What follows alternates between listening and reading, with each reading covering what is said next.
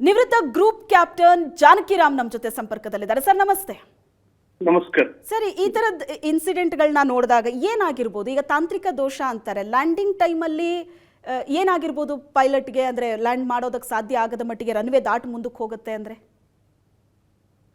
ಈ ರನ್ವೇ ಏನಿದೆ Baramati ordinary airfield ಇದು. ಇದರಲ್ಲಿ ಯಾವುದೇ ಇನ್ಸ್ಟ್ರೂಮೆಂಟ್ ಲ್ಯಾಂಡಿಂಗ್ ಸಿಸ್ಟಮ್ಗಳನ್ನು ಇನ್ಸ್ಟಾಲ್ ಮಾಡಿಲ್ಲ. ಪೈಲಟ್ ಓನ್ಲಿ ಒಂದು ಬೀಕನ್ ನೋಡ್ಕೊಂಡು ಮತ್ತು ಮ್ಯಾಪ್ ನೋಡ್ಕೊಂಡು ಆ ಏರ್ಫೀಲ್ಡ್ ಬಂದು ಆನ್ ಆರ್ಕ್ಯೂ ನಲ್ಲಿ ATC ಜೊತೆ ಮಾತಾಡಿ ವಿಜುವಲ್ ರನ್ವೇನ ನೋಡ್ಕೊಂಡು ವಿಜುವಲ್ ಆಗಿ ಅಲೈನ್ಮೆಂಟ್ ಮಾಡ್ಕೊಂಡು ಸ್ಪೀಡ್ ಅಡ್ಜಸ್ಟ್ ಮಾಡ್ಕೊಂಡು ಲ್ಯಾಂಡ್ ಮಾಡ್ಬೇಕು. ಅಂದ್ರೆ ಒಬ್ಬ ಪೈಲಟ್ ತುಂಬಾ ಚಾಲೆಂಜಿಂಗ್ ಇರುತ್ತೆ, ಇದು ಚಾಲೆಂಜಿಂಗ್ ಇರುತ್ತೆ. ಮತ್ತೆ ಯಾವುದೇ ಅಸಿಸ್ಟೆನ್ಸ್ ಸಿಗಲ್ಲ.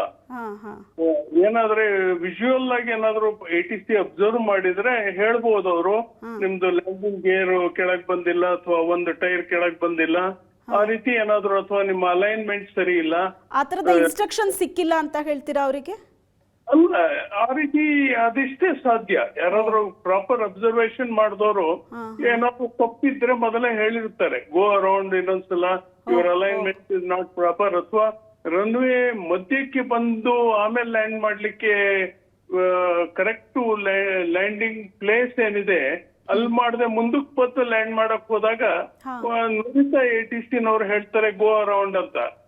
ಅಂದ್ರೆ ಅಗೇನ್ ನೀವು ಆಕ್ಸಿಲರೇಟ್ ಮಾಡ್ಕೊಂಡು go around come one circuit.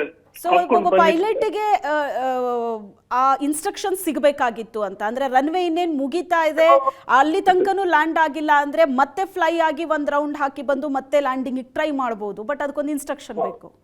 ಅದು ಆ ರೀತಿ ಏನಾದ್ರು ಇವ್ರು ತಪ್ಪು ಮಾಡಿದ್ರೆ ಪೈಲಟ್, ಅಥವಾ ಎಲ್ಲಿ ಲ್ಯಾಂಡ್ ಮಾಡ್ಬೇಕು ಅದಕ್ಕಿಂತ ಮುಂದೆ ಬಂದು ಲ್ಯಾಂಡ್ ಮಾಡಿದ್ರೆ ಅದನ್ನ instruction only oral instruction ATC ಇಂದ ಸಿಗತ್ತೆ. ಇನ್ಯಾವುದೋ ಲ್ಯಾಂಡಿಂಗ್ ಇನ್ಸ್ಟ್ರೂಮೆಂಟ್ ಇಲ್ಲಿಲ್ಲ.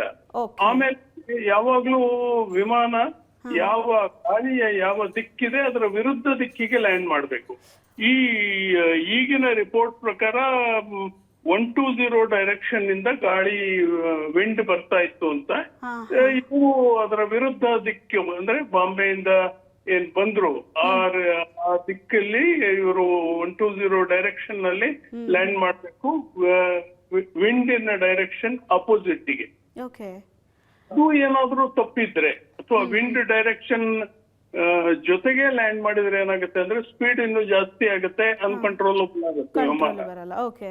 ಬಟ್ ಒಬ್ಬ ಎಕ್ಸ್ಪೀರಿಯನ್ಸ್ ಪೈಲಟ್ಗೆ ಈ ತರದ ಜಾಗದಲ್ಲಿ ಲ್ಯಾಂಡ್ ಮಾಡೋದು ಅಷ್ಟು ದೊಡ್ಡ ಟಾಸ್ಕ್ ಆಗಿರ್ಲಿಕ್ಕಿಲ್ಲ ಮೇ ಬಿ. ಅಂತ ಟಾಸ್ಕ್ ಏನಿಲ್ಲ. ಮತ್ತು ವಿಸಿಬಿಲಿಟಿನೂ 3.5 ಕಿಲೋಮೀಟರ್ ಇತ್ತು ಅಂತ ATC ರಿಪೋರ್ಟ್ ಮಾಡಿದೆ. ಅಂದ್ರೆ ಲ್ಯಾಂಡ್ ಆಗೋಕ್ಕಿಂತ ಮುಂಚೆ ವಿಮಾನ ನಿಲ್ದಾಣದ ಪೂರಾ ಡಿಟೈಲು ಪೈಲಟ್ಗೆ ATC ನವರು ಹೇಳ್ತಾರೆ. ಅಂದ್ರೆ ವಿಸಿಬಿಲಿಟಿ ಎಷ್ಟಿದೆ, 3.5 ಕಿಲೋಮೀಟರ್, ನೆಲದಲ್ಲಿ ನಿಂತ್ಕೊಂಡ್ರೆ ನೀವು 3.5 ಕಿಲೋಮೀಟರ್ ದೂರ ಕಾಣುತ್ತೆ ಅಂತ. ಮೇಲಿಂದ ವಿಮಾನದಿಂದ ಕಾಣುತ್ತೆ ಅಂತಲ್ಲ, ವಿಮಾನದಿಂದ ರನ್ವೇ ಅದು ಡೈರೆಕ್ಷನ್ ಬೇರೆ, ಅಂದ್ರೆ ಕೆಳಗಡೆ ಎಷ್ಟಿದೆ ಅಂತ ಇವ್ರು ಅಬ್ಸರ್ವ್ ಮಾಡಿ ಹೇಳಿರ್ತಾರೆ. ಹ್ಯೂಮಿಡಿಟಿ ಹೇಳಿರ್ತಾರೆ, ಟೆಂಪರೇಚರ್ 18 ಡಿಗ್ರಿ ಅಂತ ಹೇಳಿರ್ತಾರೆ, ಹ್ಯೂಮಿಡಿಟಿ 52%. ಆಮೇಲೆ ಅವರು QNH ಸೆಟ್ ಮಾಡ್ಕೋಬೇಕು, ಅಲ್ಟಿಮೇಟ್ ಸೆಟ್ ಮಾಡ್ಕೋಬೇಕು. ಅಂದ್ರೆ ಸಮುದ್ರ ಮಟ್ಟದ ಏನು ಇದಿದೆ, ಪ್ರೆಷರ್ ಇದೆ, ಅದನ್ನೇ ಅನೌನ್ಸ್ ಮಾಡ್ತಾರೆ. ಅದಕ್ಕೆ ನಾವು QNH ಅಂತೀವಿ. ಅದು 1021 ಇತ್ತು ಬಾರಾಮತಿನಲ್ಲಿ ಇವತ್ತು. ಅದನ್ನ ಅನೌನ್ಸ್ ಮಾಡ್ತಾರೆ ATC ನವರು. ಅದನ್ನ ಅವರು ಸೆಟ್ ಮಾಡ್ಕೋಬೇಕು. ಆ ಸೆಟ್ಟಿಂಗ್ ಅಲ್ಲಿ ತೊಂದರೆ ಆದ್ರೆ, ಅಕಸ್ಮಾತ್ ಮಿಸ್ಟೇಕ್ ಆದ್ರೆ ಹೈಟ್ ಇವರಿಗೆ ಕರೆಕ್ಟ್ ಆಗಿ ತೋರ್ಸಲ್ಲ. ಅದು 1021 ಸೆಟ್ ಮಾಡಿದ್ರೆ ಅದು ಕರೆಕ್ಟ್ ಆಗಿ ತೋರಿಸುತ್ತೆ ಎಷ್ಟು ಹೈಟ್ ಲ್ಯಾಂಡ್ ಆಗ್ಲಿಕ್ಕೆ ಇನ್ನೆಷ್ಟಿದೆ ಎಲ್ಲವೂ. ಎಲ್ಲವನ್ನೂ ಮಾಡ್ಕೋಬೇಕು ಇವರು. ಈ ರೀತಿ ವೆದರ್ದು ಏನು ಪ್ರಾಬ್ಲಮ್ ಈಗ ರಿಪೋರ್ಟ್ ಮಾಡಿರೋ ಪ್ರಕಾರ ಏನಿಲ್ಲ. ಇನ್ನ ಇದಕ್ಕೆ ಕಾರಣ ಏನಿರ್ಬೋದು ಅಂದ್ರೆ, ಒಂದು ಲ್ಯಾಂಡಿಂಗ್ ಡೈರೆಕ್ಷನ್ ಓರಿಯಂಟೇಶನ್ ಏನಾದ್ರು ಕರೆಕ್ಟ್ 120 290 ನೀವು ಕರೆಕ್ಟ್ ಲ್ಯಾಂಡ್ ಡೈರೆಕ್ಷನ್ ಇರ್ಲಿಲ್ಲ ಅಂದ್ರೆ ಒಂದು ತಪ್ಪಾಗುತ್ತೆ. ಎರಡನೇ ತಪ್ಪೇನಾಗುತ್ತೆ ಅಂದ್ರೆ, ನೀವು ಎಲ್ಲಿ ಲ್ಯಾಂಡ್ ಆಗ್ಬೇಕು ಅದಕ್ಕಿಂತ ಮುಂದೆ ಬಂದ ಲ್ಯಾಂಡ್ ಮಾಡಿದ್ರೆ ಅವಾಗ ನಿಮಗೆ ಕಂಟ್ರೋಲ್ ಆಗಲ್ಲ. ಡೌನ್ ನಲ್ಲಿ.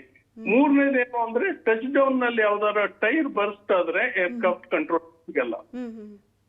ಅವಾಗ ವೀರಿಂಗ್ ಆಗುತ್ತೆ, ಲೆಫ್ಟ್ ರೈಟ್ ಯಾವ ಕಡೆ ಬರ್ಸ್ಟ್ ಆಗಿದೆ ಅದರ ಆ ಕಡೆ ವಿರುದ್ಧ ದಿಕ್ಕಿಗೆ ಹೋಗುತ್ತೆ.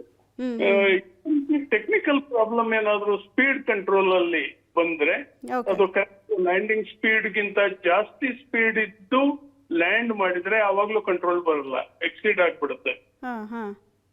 ಟೆಕ್ನಿಕಲ್ ಪ್ರಾಬ್ಲಮ್ ಇದ್ರೆ.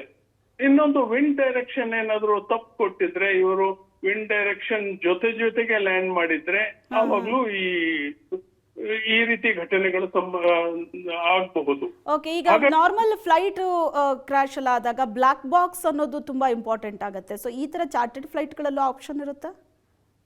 ಹೌದು, ಇದರಲ್ಲೂ ಬ್ಲಾಕ್ ಬಾಕ್ಸ್ ನೋಡ್ತಾರೆ. ಸೊ ಕೊನೆ ಕ್ಷಣದಲ್ಲಿ ಏನಾಯ್ತು, ಏನ್ ಕಾನ್ವರ್ಸೇಷನ್, ಅದು ಆಬ್ವಿಯಸ್ಲಿ ಗೊತ್ತಾಗುತ್ತೆ.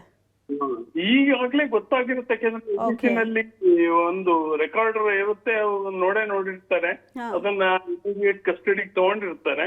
ಆದ್ರೆ ಇಲ್ಲಿ ಟ್ರೈನಿಂಗ್ ಸೆಂಟರ್ ಇದು, ಈ ಪೈಲಟ್ ಗಳಿಗೆ ಟ್ರೈನಿಂಗ್ ಏನ್ ಕೊಡ್ತಾರೆ ಪ್ರೈವೇಟ್ ಇನ್ಸ್ಟಿಟ್ಯೂಷನ್, ಆ ರೀತಿ ಒಂದು ಇನ್ಸ್ಟಿಟ್ಯೂಷನ್ ಈ ಬಾರಾಮತಿನಲ್ಲಿದೆ, ಅದೇ ಏರ್ಫೀಲ್ಡ್ ನಲ್ಲಿದೆ.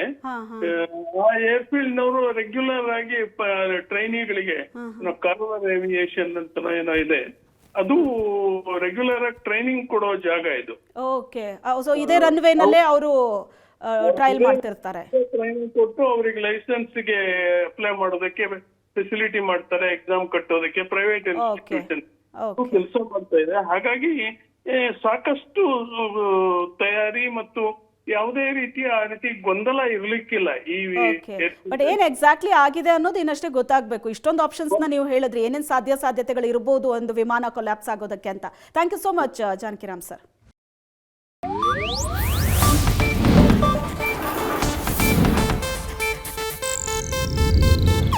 ಇದು ಏಷ್ಯಾನೆಟ್ ನ್ಯೂಸ್ ನೆಟ್ವರ್ಕ್ ಪ್ರಸ್ತುತಿ.